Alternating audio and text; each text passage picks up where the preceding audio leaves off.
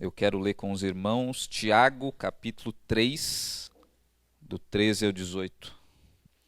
Quem dentre vós é sábio e inteligente?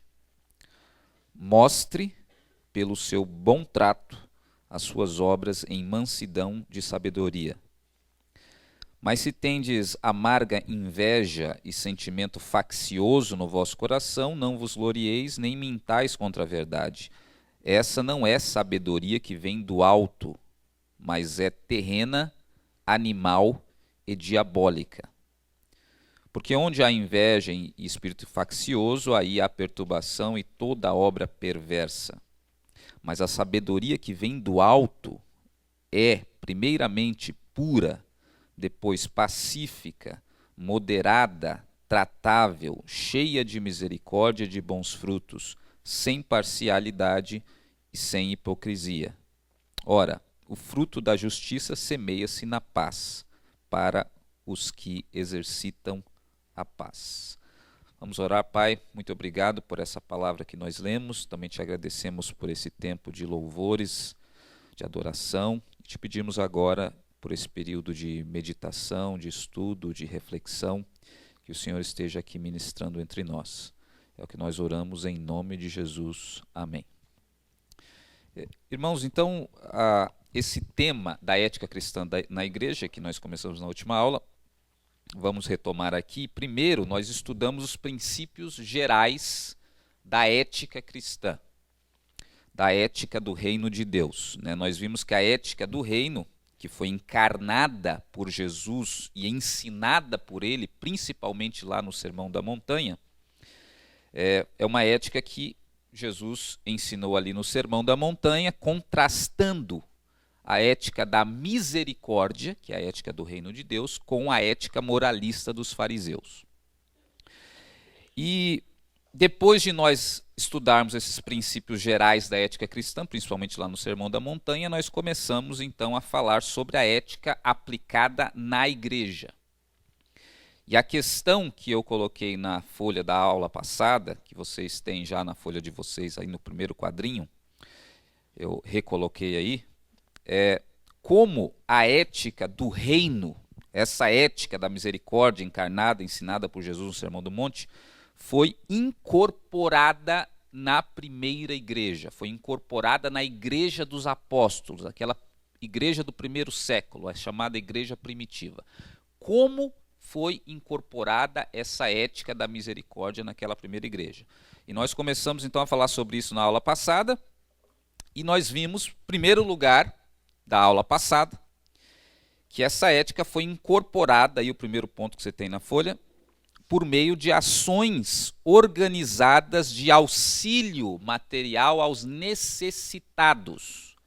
Nós lemos o texto de Atos capítulo 2, mostrando lá que haviam muitos necessitados na igreja naquela época, porque era uma época de turbulência política, de dominação romana, então haviam muitas pessoas, não havia uma estrutura do Estado que existe hoje para sustentar pessoas que não têm como manter a sua subsistência, então eram muitos necessitados que haviam. E aí havia uma compreensão dos apóstolos, dos primeiros discípulos, que não poderia haver necessitados entre aqueles que professavam Jesus e seguiam a comunidade de Cristo.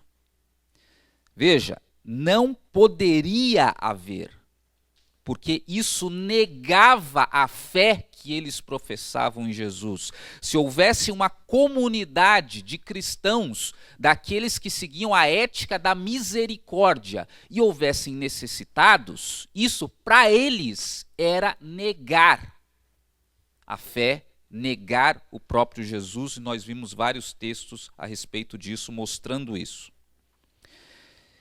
E nós vimos que eles se organizaram, então, de modo que não pudesse haver os necessitados entre eles.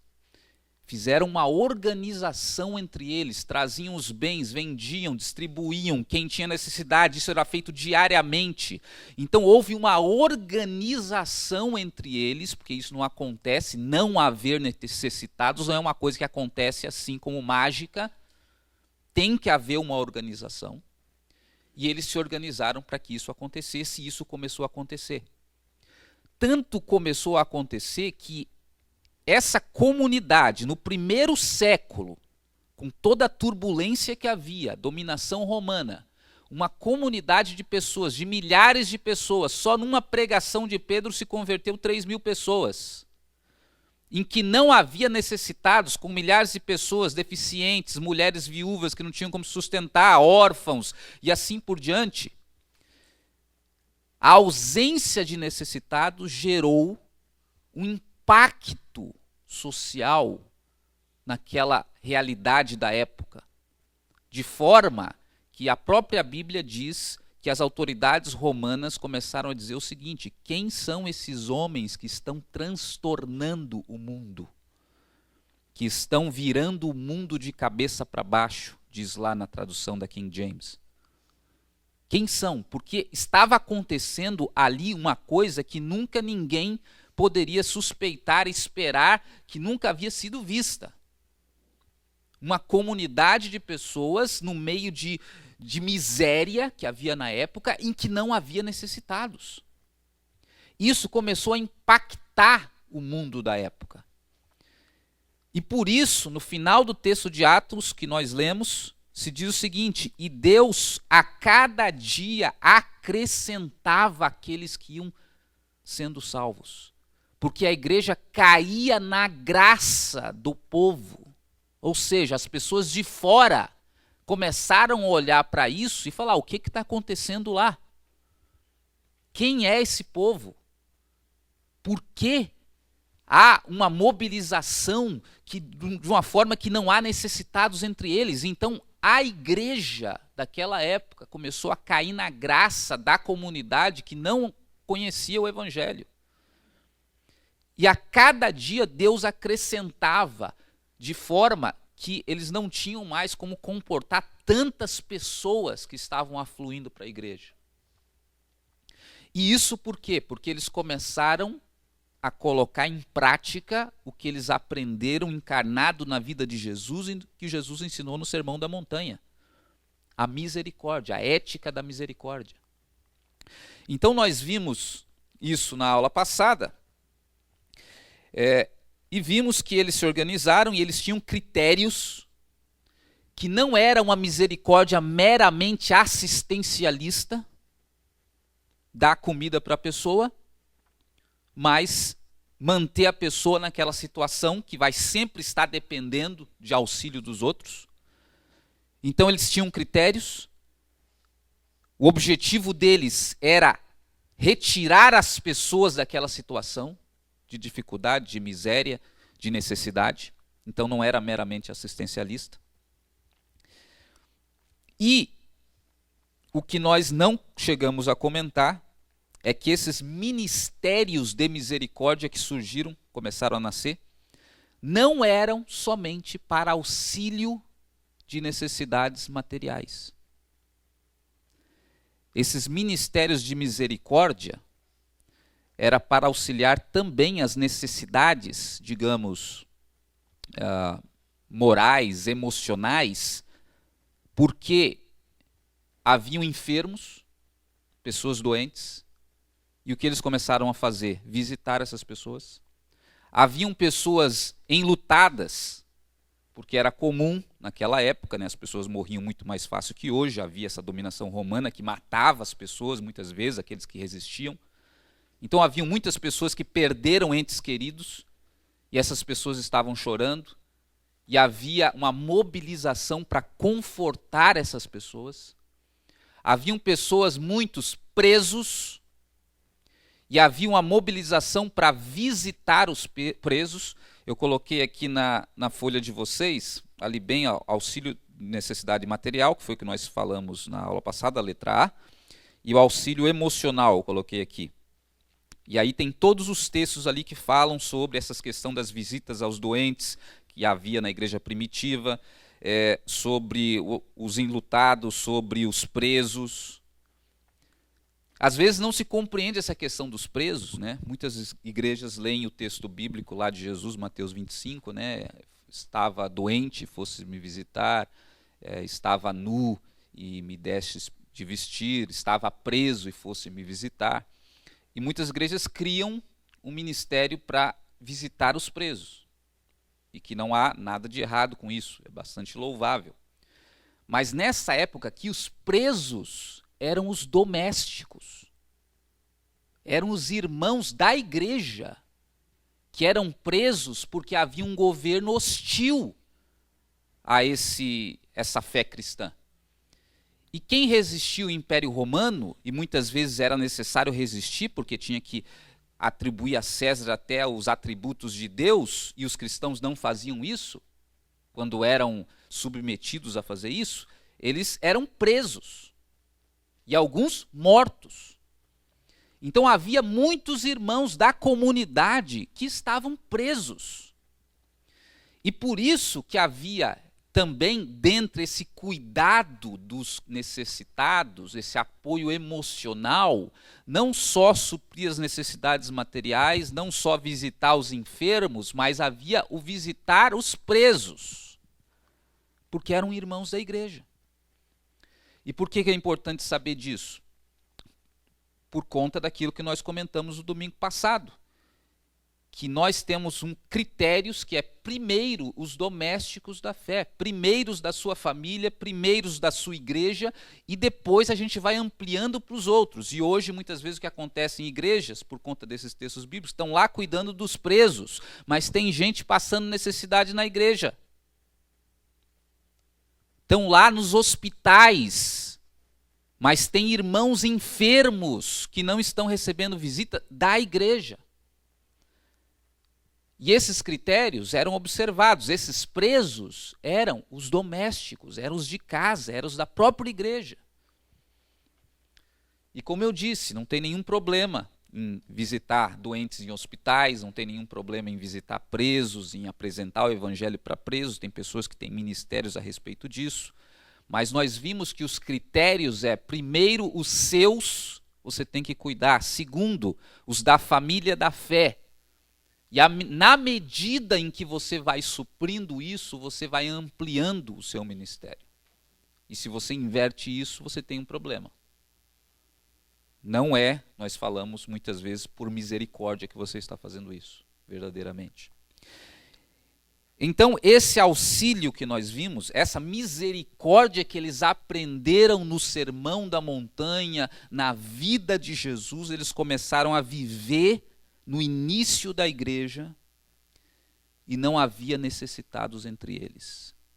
E os doentes recebiam visitas e eram apoiados, e aqueles enlutados também, e os presos também. E assim a igreja ia caindo na graça do povo, e Deus ia acrescentando cada vez mais.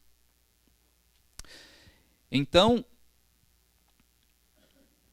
como a nossa pergunta ali, a ética do reino da misericórdia foi incorporada na primeira igreja, em primeiro lugar, dessa forma, incorporando essas ações organizadas de auxílio para aqueles necessitados de toda a ordem. Segundo lugar, você tem na sua folha aí agora, foi incorporada por meio de princípios relacionais, objetivos, ensinados e enfatizados pelos apóstolos. Eu coloquei vários deles aí. E agora, foi o que eu antecipei no domingo passado, entra o aspecto mais difícil. Porque, às vezes a gente pode pensar assim, o difícil é você visitar alguém que está doente. O difícil é você mobilizar a igreja para suprir a necessidade de famílias, fazer uma cesta básica e dar para alguém que está padecendo necessidade. Isso é o difícil. O difícil é você ir para o hospital e visitar alguém que você nunca viu e fazer uma oração. O difícil é você ir na prisão, mas eu insisto que isso não é o difícil. Isso é o fácil. É fácil você exercer misericórdia com pessoas, muitas vezes, que você nunca viu na vida e não vai voltar a ver. O difícil é exercer misericórdia com quem está do teu lado, com quem convive com você todos os dias, com quem está na igreja ao seu lado, porque nesse momento você cria um vínculo de responsabilidade com ela. E as pessoas, elas querem muitas vezes ajudar sem ter responsabilidade. Quando eu vou para a África, ajudo lá e volto para minha casa, é uma vez só. Eu não tenho nenhuma responsabilidade. Quando eu vou no hospital e ajudo alguém que eu nunca vou ver de novo, eu não crio vínculo de responsabilidade. Agora, quando eu ajudo o meu irmão que está na igreja, alguém da minha família, eu tenho um vínculo de responsabilidade. Aí eu penso 2, 3, 4 vezes antes de ajudar. Quando eu vou exercer a misericórdia com a pessoa que eu conheço, que é o marido em casa, que é o filho, que é a esposa, que fez aquilo, mas vai repetir de novo e de novo, aí é difícil. E por isso, no início da igreja, a misericórdia ela também foi incorporada e foi ensinada no Novo Testamento por princípios que são relacionais, de relacionamento de pessoas com quem você convive todos os dias. E eu coloquei alguns aqui para vocês. O primeiro que eu coloquei, letra A ali, eu coloquei como bom trato na tradução corrigida.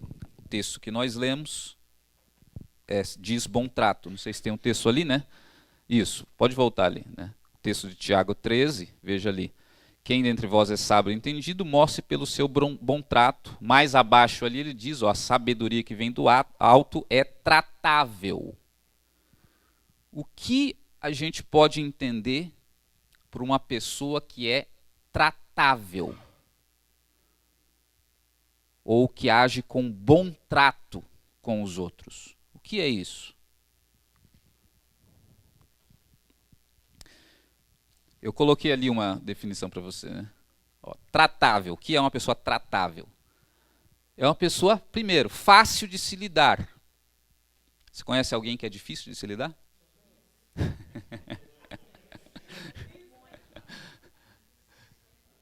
Olha, pessoa tratável. É uma pessoa educada no trato com os outros. É uma pessoa afável, uma pessoa cortês, uma pessoa gentil. Ser tratável é ser gentil, em outras palavras, com as pessoas. E veja agora no contexto que o Tiago está dizendo lá. A sabedoria que vem do alto, ela é manifestada, é mostrada pelo quê? Pelo bom trato.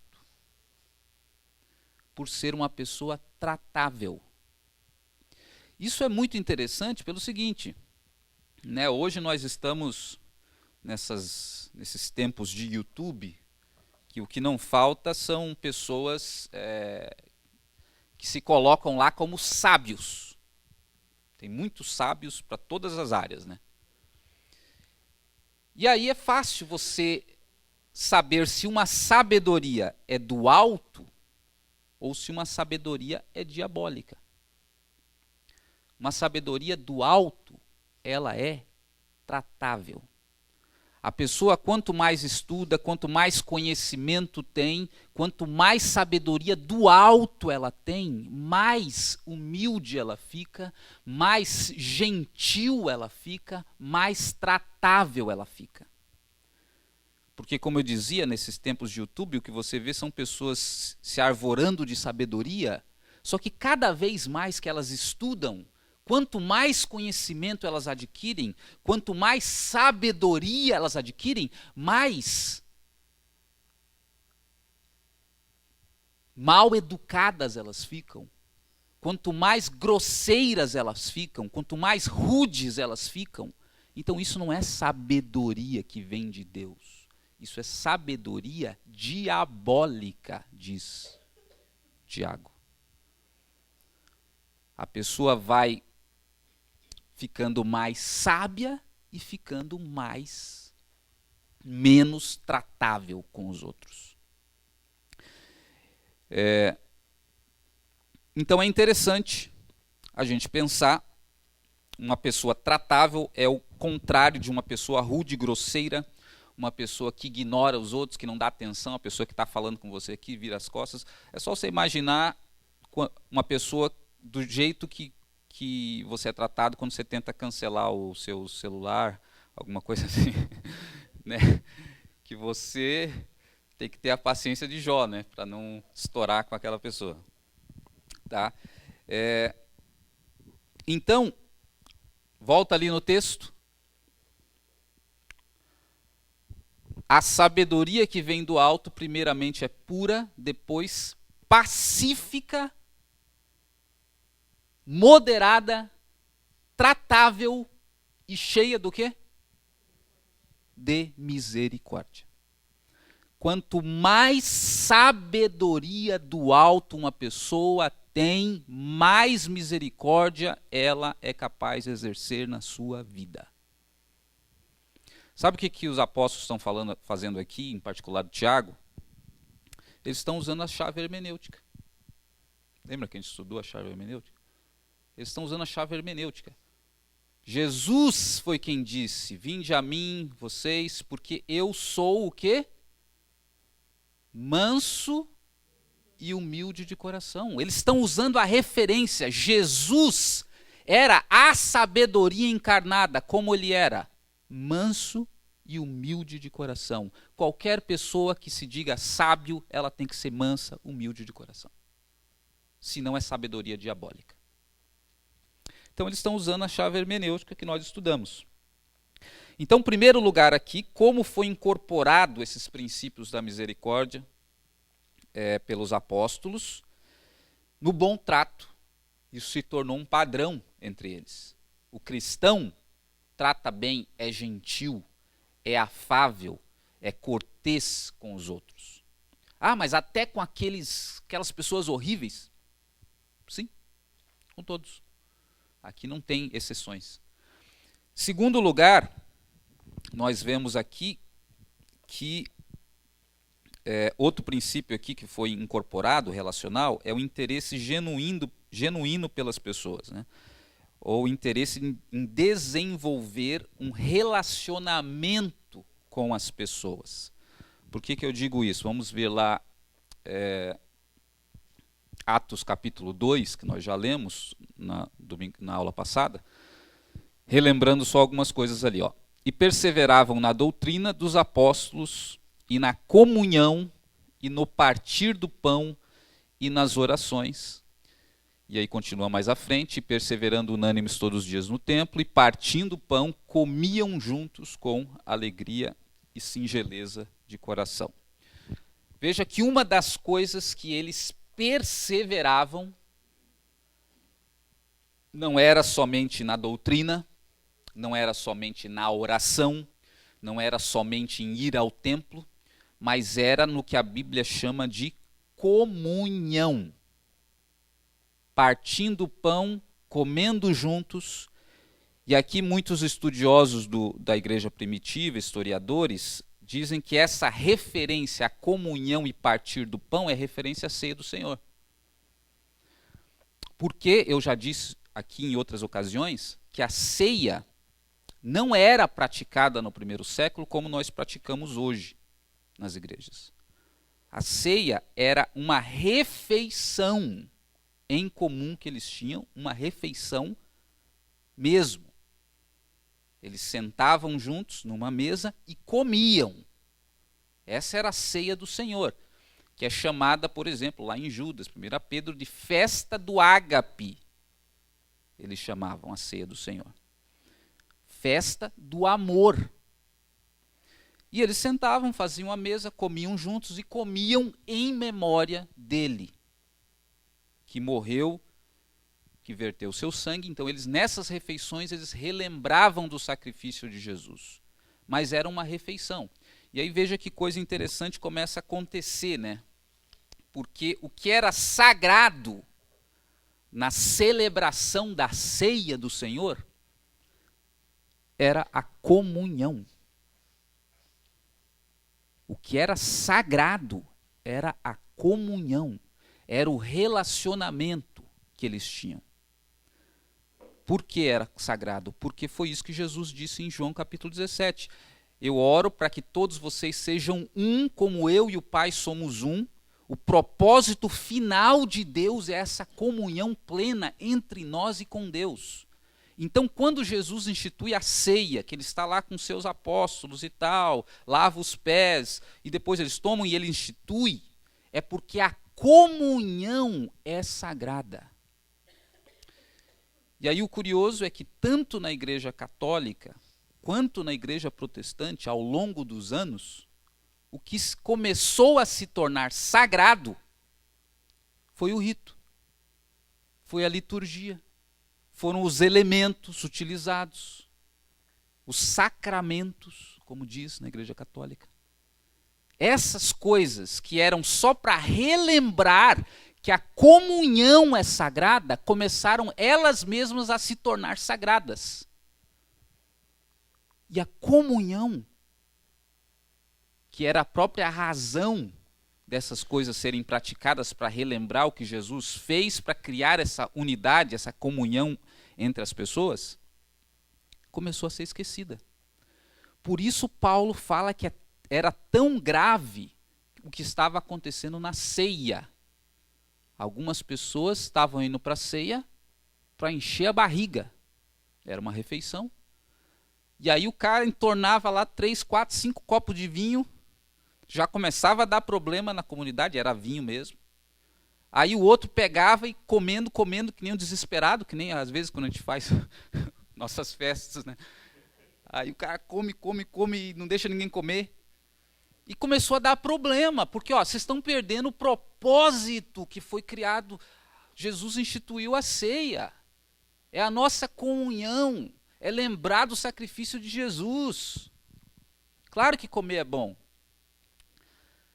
E aí, a situação ficou mais grave quando Paulo falou assim, o problema agora que está acontecendo é o seguinte, alguns irmãos, no momento das vossas festas do ágape, das ceias, está havendo separação de irmãos.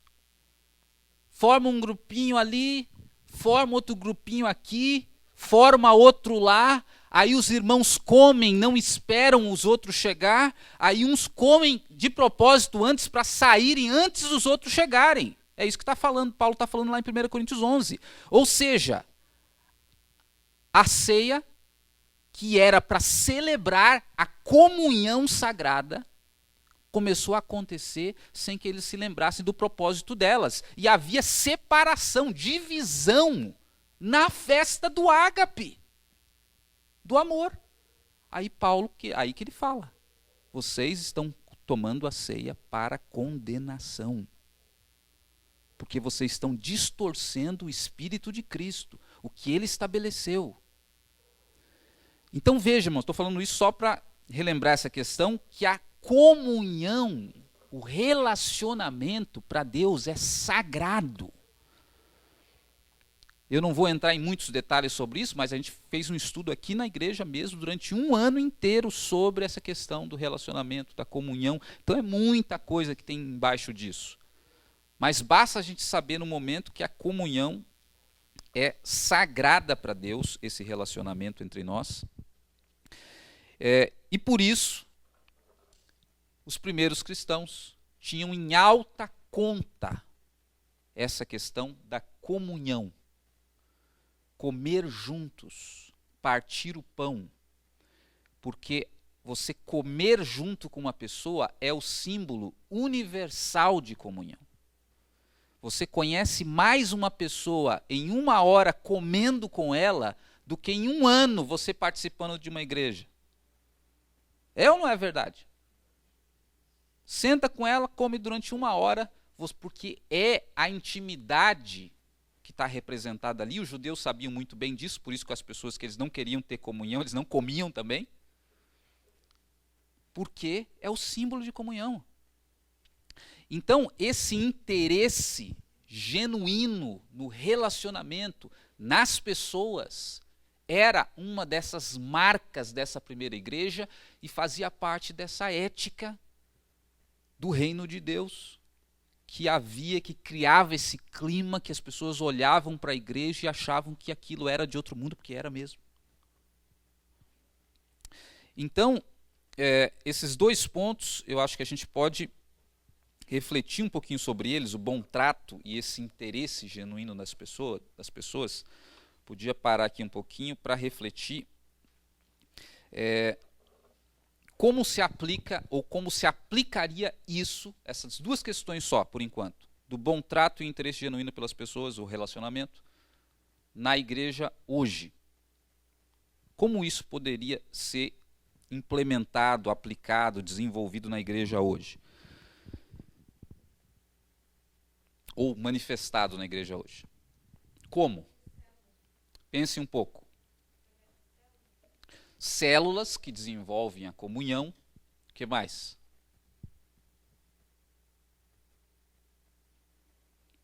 E veja, vamos tirar essa palavra célula. Essa palavra célula não é bíblica. O que acontece na célula? Na célula, simplesmente, é um grupo de irmãos da igreja que vão numa casa, num lar, né, para compartilhar, para cantar, louvar a Deus, né, fazer aquelas coisas que estão ali. Perseverar na doutrina, na oração e na comunhão. O que tem sempre na célula, além disso tudo? Comida. Aí a pessoa pensa que isso não faz parte da liturgia. Claro que faz parte da liturgia. É isso que eles faziam. Por quê? Às vezes na célula tem lá as músicas, tem um monte de coisa, mas o momento que vai acontecer ali o estalo do Espírito é na hora que você senta na mesa. Sim, porque aí a pessoa não falou nada o tempo todo. Ela não é assim quem participa de célula. Não falou nada o tempo todo. Quando ela senta na mesa, ela começa a falar. Começa a abrir as situações. E aí o Espírito começa a trabalhar. Então, célula. Como? Eu procurei pensar em algumas coisas muito simples, o mais simples possível, que seria o início de essa questão do bom trato, do interesse genuíno pelas pessoas, e o que me veio à mente foi o seguinte: esse bom trato, esse interesse começa numa comunidade já na forma como as pessoas que entram aqui são recebidas. Começa já aí. E aí a gente poderia perguntar, você já deve ter ido na casa de alguém que você não conhece, correto? Sei lá, algum parente de um parente, um primo de um primo, alguma coisa assim. É uma coisa que a gente geralmente acaba acontecendo vez ou outra com a gente. Você vai na casa de alguém que você não conhece. O que é ser recebido bem para você?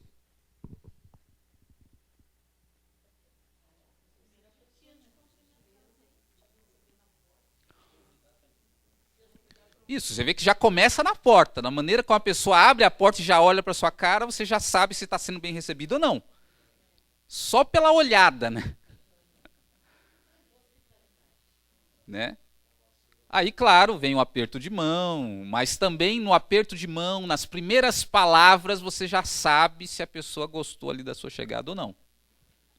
Porque tem oi, tudo bem, e tem o oi, tudo bem, e tem o oi, tudo bem.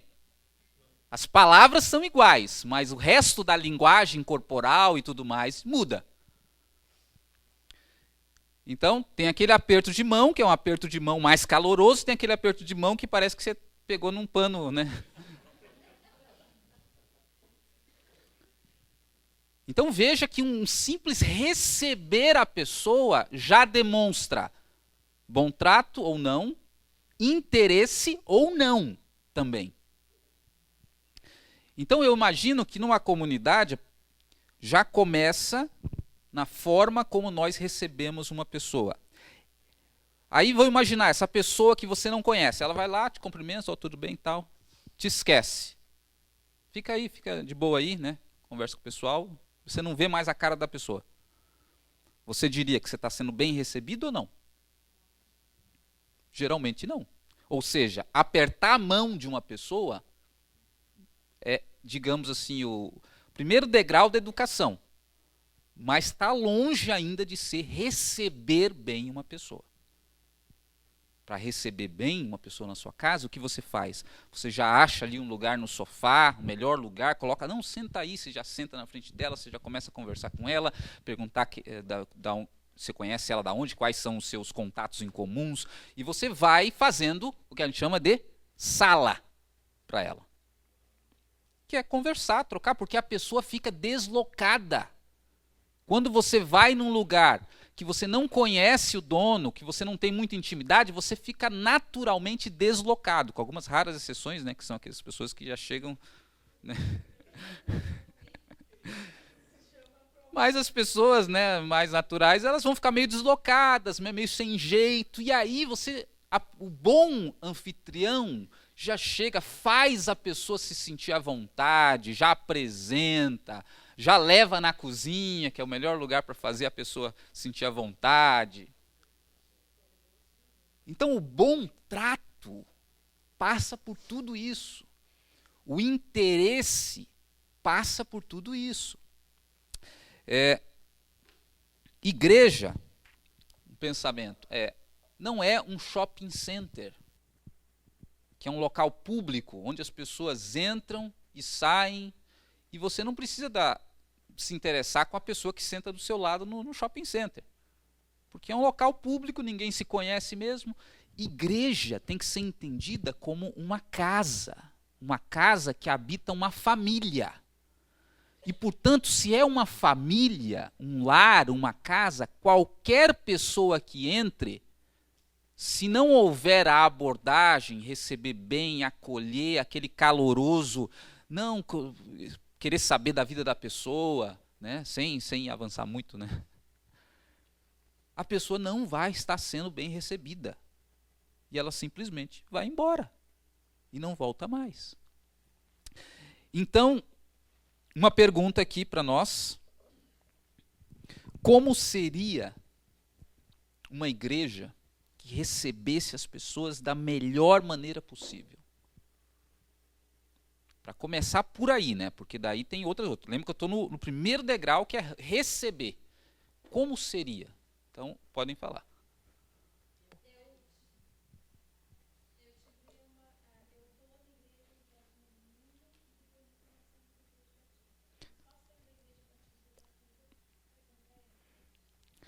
Então aí fica claro, né, não precisa nem perguntar para ela se isso teve influência para ela continuar lá ou voltar para a igreja, enfim. Porque ela já falou a influência que tem isso. Mas por que tem influência? Porque isso nada mais é do que amor na prática. Amor começa com interesse. Amor começa em você receber bem a pessoa. Amor, pegar o nome ali, ir na casa, isso é demonstrar interesse. E o amor é uma coisa que em certas circunstâncias pode ser fingido, né? A pessoa pode fingir e tal, mas não dá para manter o fingimento do amor por muito tempo, porque logo se revela se a pessoa realmente está interessada ou não, né? E quando a pessoa percebe que não é genuíno aquele interesse ou uma coisa, a pessoa já se desilude. Quando a pessoa percebe que é genuíno, aquilo faz diferença na vida dela. Alguém levantou a mão mais aqui? Ou não? Ah, o irmão ali.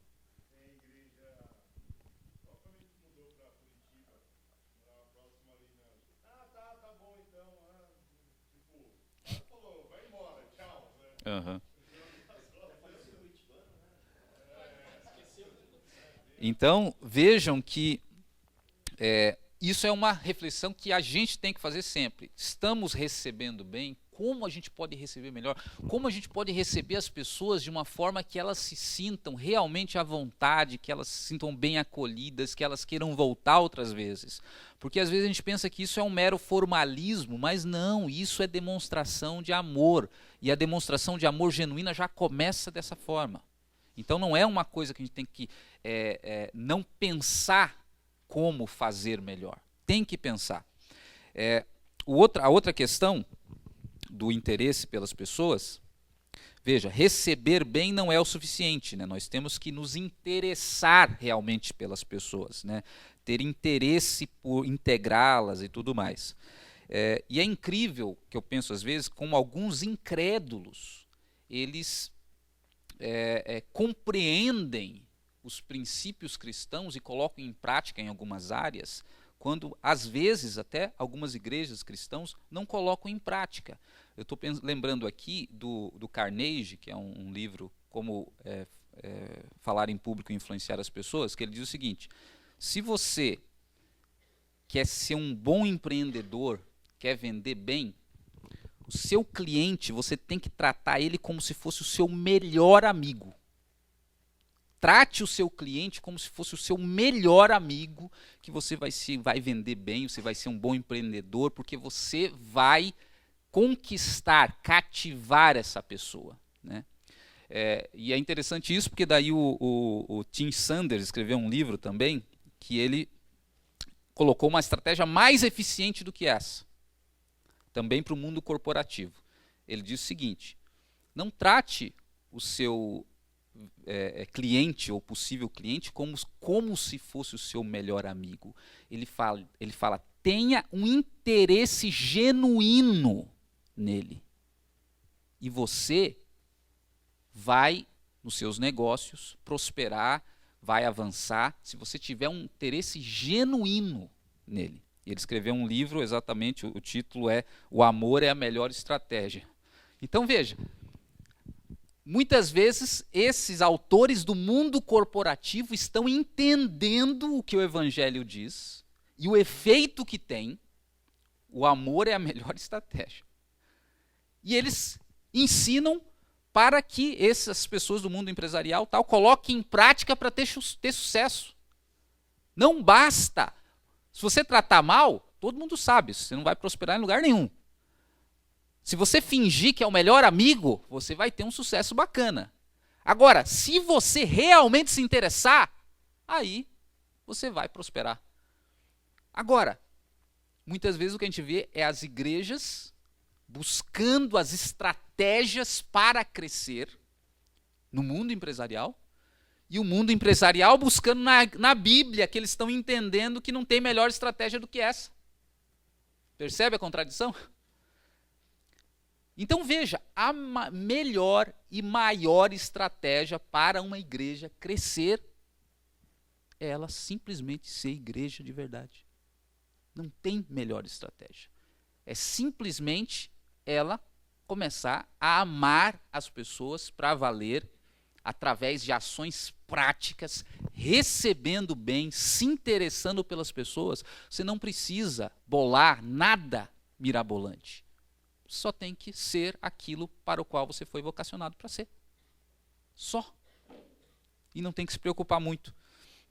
Então, essa questão do bom trato, do interesse pelas pessoas, são questões fundamentais para qualquer igreja se desenvolver de uma forma sadia. Então, pensando nisso, eu até coloquei algumas atividades. Na aula passada, eu já coloquei uma atividade lá para vocês, que era o seguinte, na folha, quem não pegou depois a folha, pega lá, né? Que era pensar a respeito de como nós podemos construir aqui nessa igreja uma estrutura para que não haja necessitados entre nós. Como? Para que a gente tenha a informação das pessoas que precisam, para que a gente consiga suprir, para que a gente não fique no mero assistencialismo com relação às pessoas. Como? A gente tem que parar, sentar, pensar, discutir para isso acontecer. Primeira coisa. Então, essa atividade que eu passei para vocês, ela vai ter uma continuidade depois, mas é para vocês colocarem nessa primeira aí só as ideias. Alguém tem alguma ideia sobre isso? Já? Como a gente pode organizar para que não haja necessitados e para que a gente não fique no mero assistencialismo? Como? Uhum. Sim, mas veja que, nesse caso, vamos pensar na pergunta agora. Como fazer alguma coisa que vá além do mero assistencialismo, né?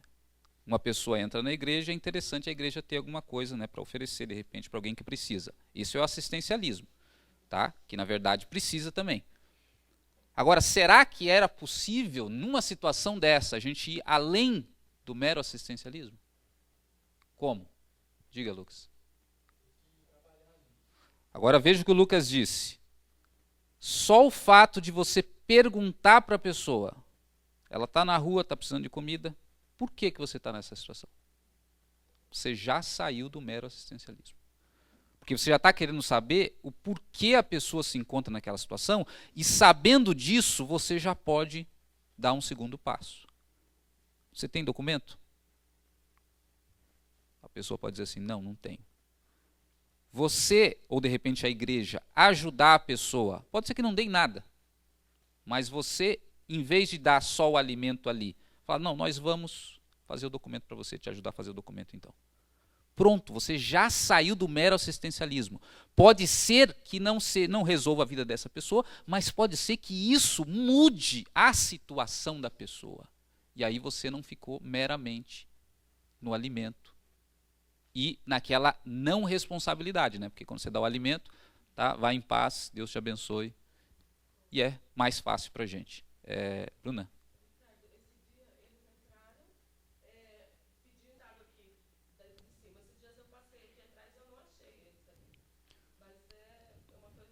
Não, é exatamente por aí. E aí você veja o seguinte, às vezes tem irmãos na igreja que é a mesma situação. O irmão está ali precisando de uma cesta básica, só que não tem uma organização a perguntar, escuta, qual o problema?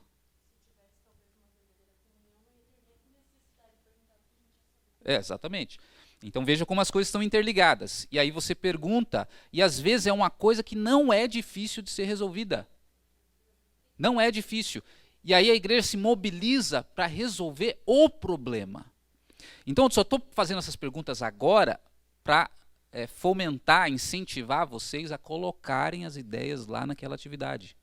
Coloquem essas ideias, porque no final desse segundo módulo, a gente vai fazer projetos para entrar na prática.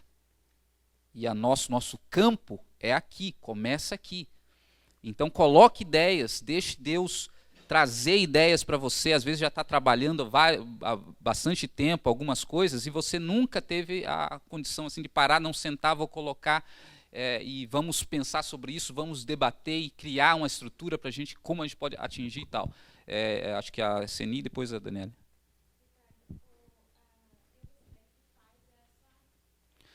Então veja,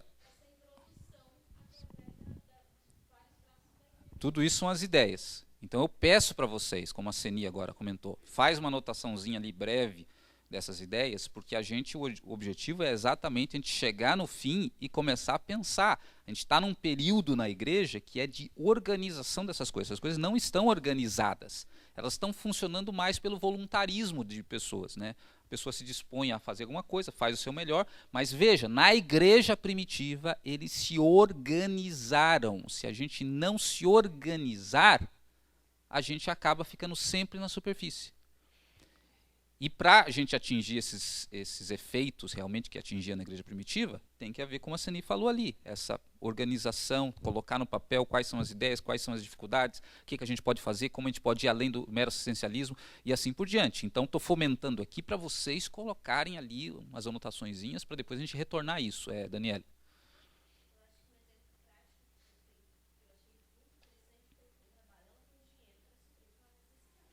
Exatamente. Então veja, são ideias. Agora imagine a gente fazer esse fomento de ideias, começar a colocar em prática. A igreja, ela começa a impactar a vida das pessoas que estão aqui, suprir os necessitados começam a acabar, isso começa a chamar a atenção das outras pessoas começam a entrar, Deus vai acrescentando. É uma reação em cadeia que acontece quando a gente começa a praticar essa ética da misericórdia que Jesus ensinou. A irmã aqui, né?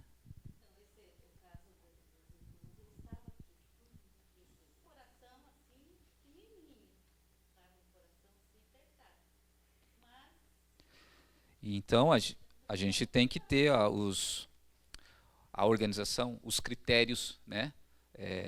pessoa alcoolizada, geralmente quando a pessoa está alcoolizada, ela sempre quer ir para a clínica, sempre quer ser internada, né?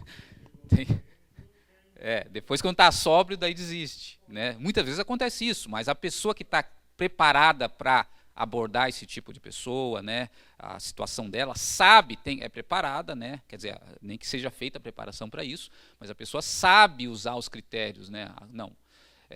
Quando eu trabalhava em Piraquara, lá na igreja, era interessante porque lá era todos os cultos, uma região mais pobre, todos os cultos tinham, cada domingo era 2 a 3 alcoolizados que entravam lá. Alcoolizados, sei lá, drogados também, né? Sempre. Aí eu falei, não é possível, a gente tem que criar um ministério para acolher essas pessoas, para trabalhar com essas pessoas. Porque o sermão na igreja e esse tipo de coisa não atinge, né? Daí eu ficava lá pregando e os irmãos retrucando lá, alcoolizados, né? Eu falava uma coisa aqui, ele retrucava de lá. Aí eu falava outra, ele retrucava de lá, porque ele perde a censura, né? Começa a conversar com você. Ele acha que você faz uma pergunta retórica e você acha que está perguntando para ele, né? Aí ele responde. Mas era a realidade. Aí eu falei, não, a gente tem que criar um ministério, porque se Deus está mandando tanto alcoolizado para cá, é porque a igreja tem que ter um ministério dos alcoolizados, né? E aí até a gente começou a aplicar, né? Até antes da igreja se dissolver, a gente começou a aplicar isso. Eu falei, vamos fazer o seguinte, né? Acho que Deus trouxe lá uma revelação para alguém lá. A gente não adianta falar com a pessoa alcoolizada, né? Você vai falar para ela aceitar, ela aceita, ela faz tudo que você quiser, né? Mas vamos tentar pegar o endereço dela e voltar com ela sóbria. Ela não vai lembrar que te deu o endereço, né? Mas daí você vai falar, não, o senhor entrou na igreja, estava lá, me deu o endereço, agora estou aqui, né? E aí você tenta falar com ela sóbria, né? Mas é uma maneira, um tipo de ministério que pode surgir a partir de uma demanda que acontece na situação, na igreja, né? Então, eu tenho que encerrar, irmãos, mas a gente tratou aqui esses 2 pontos, como foi incorporado pelos primeiros, pelos apóstolos, os princípios relacionais ensinados lá no Sermão da Montanha por Jesus. A gente já viu a questão do bom trato, a gente viu a questão aqui do interesse genuíno pelas pessoas.